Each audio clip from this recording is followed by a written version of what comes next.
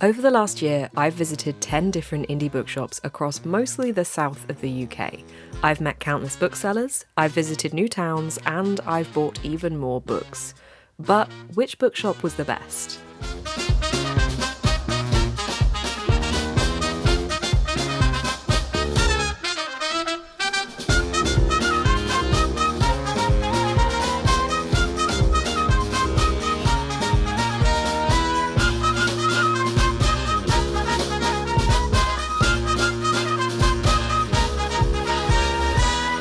To work out what the best looked like, I was taking 4 things into consideration for each bookshop: atmosphere, shop layout, book selection, and bookseller recommendations.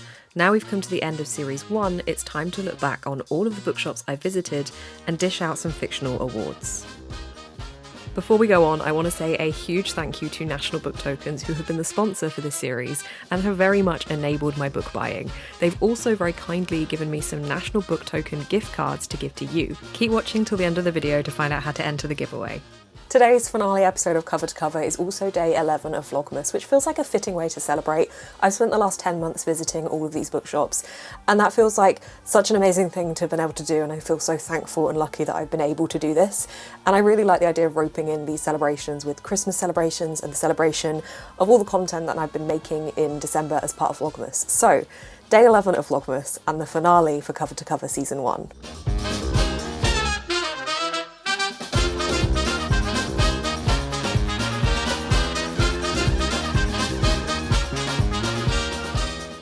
You'll notice I'm saying Season 1. Stay tuned till later to find out why that might be. I have been going across the south of the UK, kind of within a little bubble of my area of the UK, over the last 10 months trying to find the best indie bookshop in the UK. And do I have the answer? Do I have a definitive best bookshop? Well, I don't feel like I can give you just like a one bookshop, because the fact is, all of these bookshops have been absolutely amazing, and being able to visit them and browse the books and chat with the booksellers and have these interactions, nothing is better than that for me, and I love being able to do this, and it's just been so much fun.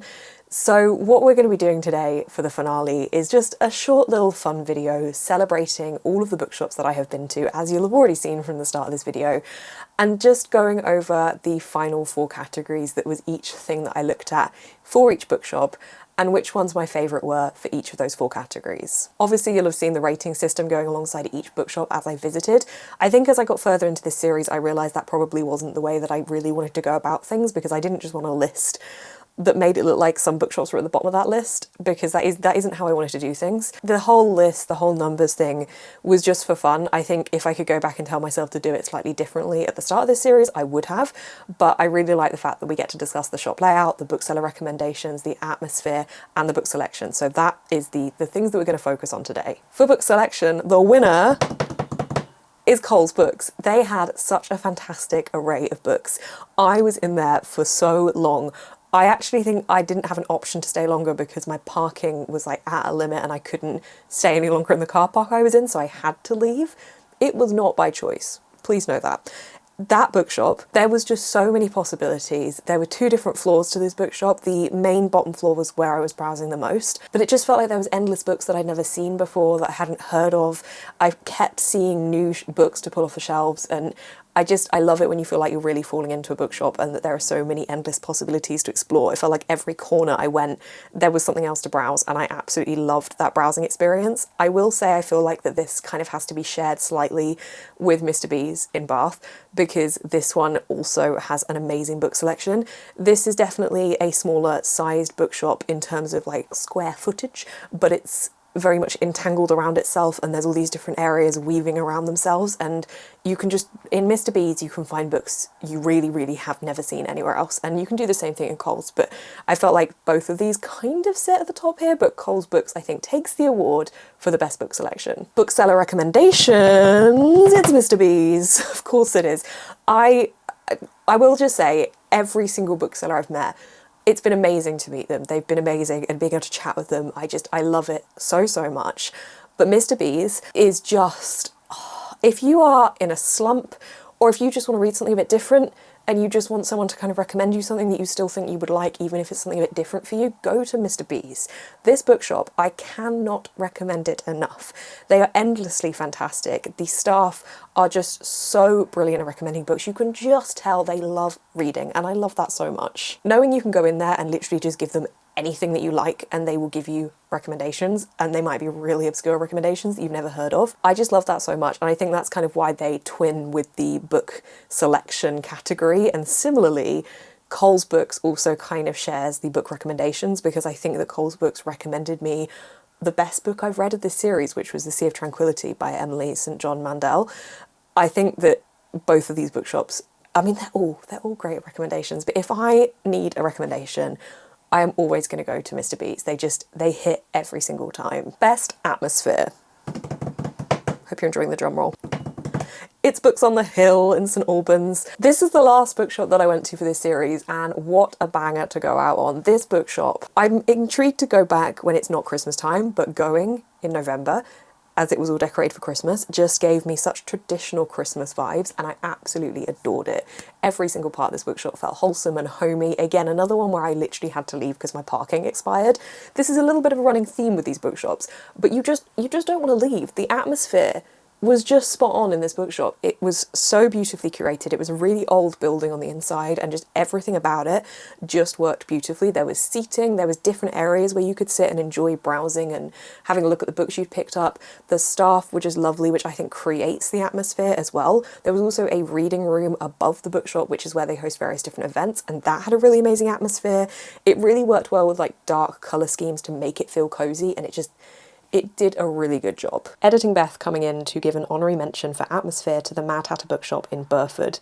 I forgot to mention this one, but I feel like it deserves mention in this category because the atmosphere was just so beautiful. There was a children's section to this bookshop and an adults and non-fiction section. It felt like two different bookshops come together, but in a really great way. The general fiction section, I just wanted to explore for ages, and I think the layout and everything contributed towards it having a really fun atmosphere and just somewhere that I felt very safe and at home, which I think is all you want from a good bookshop. So I just wanted to give that a quick honorary mention. Best shop layout. It's Bert's Books in Swindon. Bert's Books has such a brilliant open plan layout. It's so fresh and welcoming.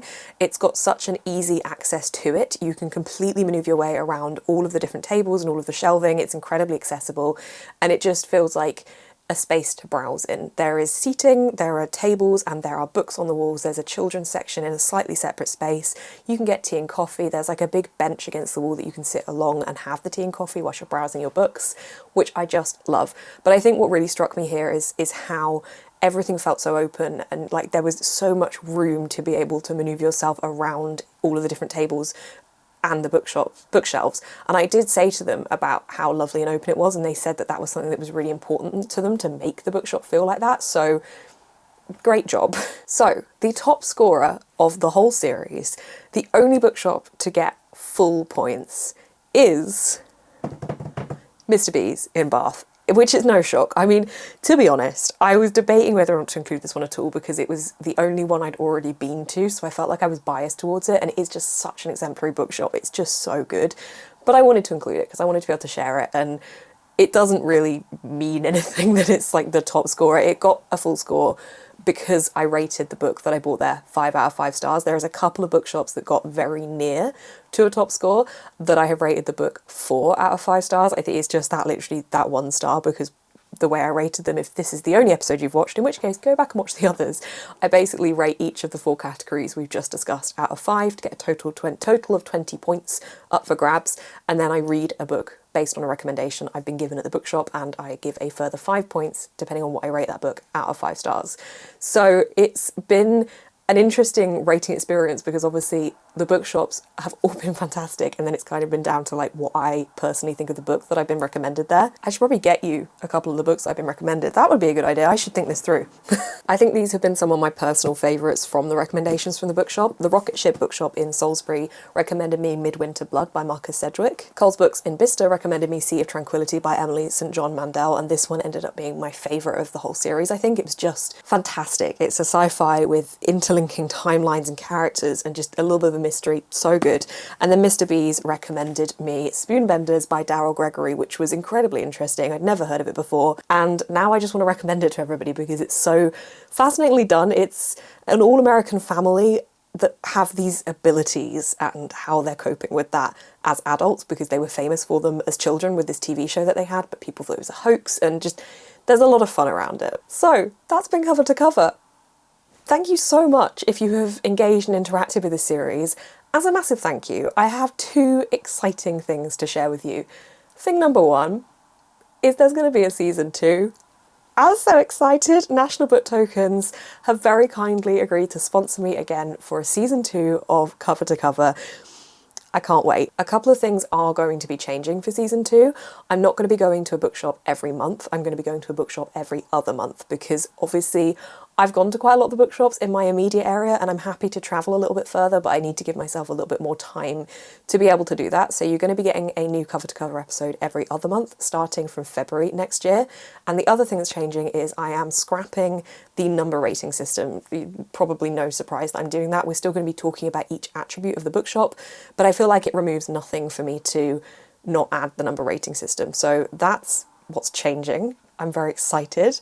If you would like to join us for the next series, do hit subscribe and the little bell button to be notified when those videos go live. The other exciting thing is a giveaway. I am working with National Book Tokens to offer you the chance to win 2 £30 National Book Token gift cards to spend it in your favourite bookshops next year. To be in with a chance of winning, leave a comment down below with your Instagram handle and also letting us know which books you would spend your National Book Tokens gift card on. You also need to be subscribed to me on YouTube and following me on Instagram, which is @booksnest, and also following National Book Tokens on Instagram as well, which is @book_tokens.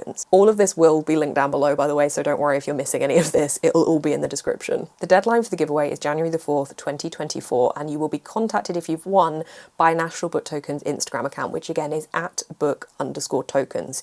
If you get contacted by any other account, it's not this giveaway. That's the only account that will contact you. The winners for the giveaway will be contacted early next year. This is available to anyone in the UK and Ireland. No spam accounts can be entered, and to enter, your Instagram account must be public. There's also a chance to win another 3 National Book Tokens gift cards on my Instagram, which again is linked down below, so go check that out if you want to maximise your chances. I suppose all that's left for me to say is a huge thank you for supporting this series. I'm so excited to be able to go on to a series 2. It's because of you guys watching and supporting the series that we are able to do that, so a massive thank you to you, a massive thank you again to National Book Tokens, and a massive thank you to my patrons who are constantly there supporting me. Honestly, it's been so much fun. I'm so glad I get to do this again next year.